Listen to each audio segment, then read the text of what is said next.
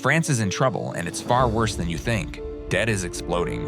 France's political stability is crumbling. The future of the new government is uncertain, and both Prime Minister and President have bowed to opposition pressure. So many of France's political problems come back. Governments are collapsing, and every second, the country owes 5,000 euros more. Most people think of France as rich and secure, but right now, it's a ticking time bomb. For decades, France was proud of its social model, a model that gave its people what many others only dreamed of. If you got sick, the state paid your medical bills. You didn't worry about going bankrupt because of cancer or a broken bone. If you lost your job, the government stepped in with a safety net. Monthly checks helped keep families afloat. When you had a child, the state offered support, from nursery to university. Education, free. Healthcare, free. Retirement, guaranteed. It wasn't just policy, it became a promise, one made by the government to every citizen. And that promise defined what it meant to be French. The model worked for a while. In the 80s and 90s, the economy was growing. The workforce was young. There were enough people paying into the system to support those who needed help. But there was a catch. All this generosity came with a price tag, a big one. And while taxes were already among the highest in Europe, they still weren't enough to cover it all. So France turned to borrowing, quietly at first, then more boldly, year after year. It seemed harmless. After all, as long as people were taken care of, what was the harm? But beneath the surface, the cracks were forming. And those cracks are now starting to show. Since 1974, France has run a budget deficit every single year. That's over 50 straight years of spending more than it earns. Not one year in surplus. Not one. In 2024 alone, the French budget deficit hit 167 billion euros, the third largest in the Eurozone after Italy and Spain. That's nearly 5.5% of GDP, far above the EU's recommended 3% limit. And the debt? It's no longer just big, it's historic. As of 2025, France's public debt crossed 3.4 trillion euros, which is about $4 trillion, which equals about 114% of its total GDP. For every euro the economy produces, France owes €1.11, and the bill keeps growing. You might think, well, other countries carry debt too. And that's true, Japan and Italy carry more by percentage. But France isn't just any country. It's the second largest economy in the Eurozone, accounting for nearly 20% of the euro area's total GDP. If France stumbles, it doesn't fall alone. The shockwaves would rattle all of Europe. Now here's where it gets worse.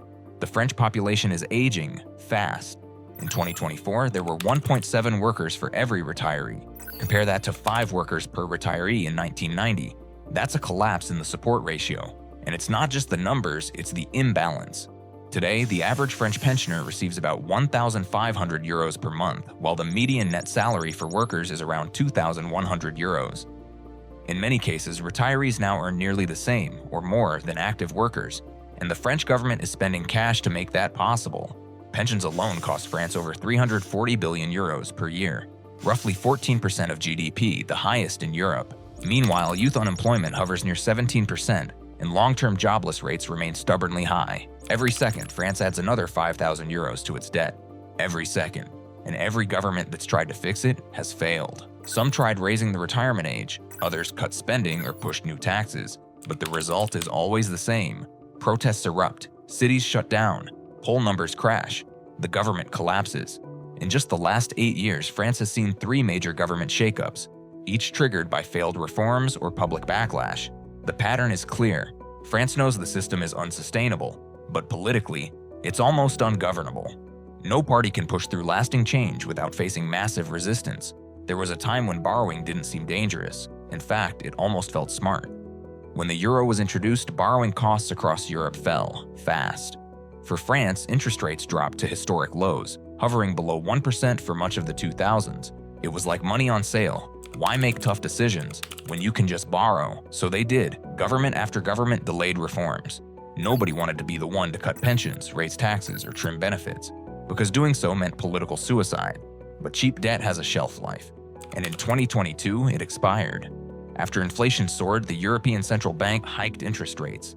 By 2024, the average yield on France's 10-year bonds rose above 3.3%, a level not seen since the euro crisis. Suddenly, borrowing wasn't painless anymore. It was expensive and dangerous. Just the interest payments on France's debt now cost over 55 billion euros a year, more than the country spends on its entire defense budget.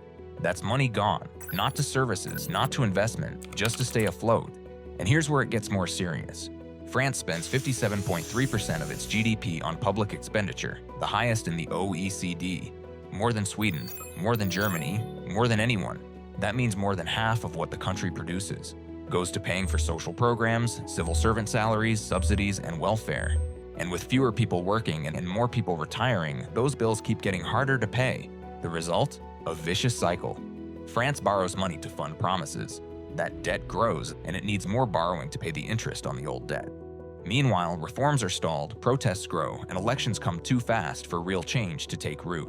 And it's no longer just a France problem. France's economy is tied to the euro. If it defaults, even slightly, it won't be a local ripple. It'll be a continental earthquake. Markets will panic. Eurozone unity will crack. And countries like Spain, Belgium, or even Germany may be forced to step in. Not out of kindness, but because their own stability depends on it. The stakes? They've never been higher. Because this isn't just about numbers. It's about a national identity. That is no longer affordable. If you enjoyed watching this video, give this video a like, subscribe, and turn on the notification bell so you never miss any of our next videos.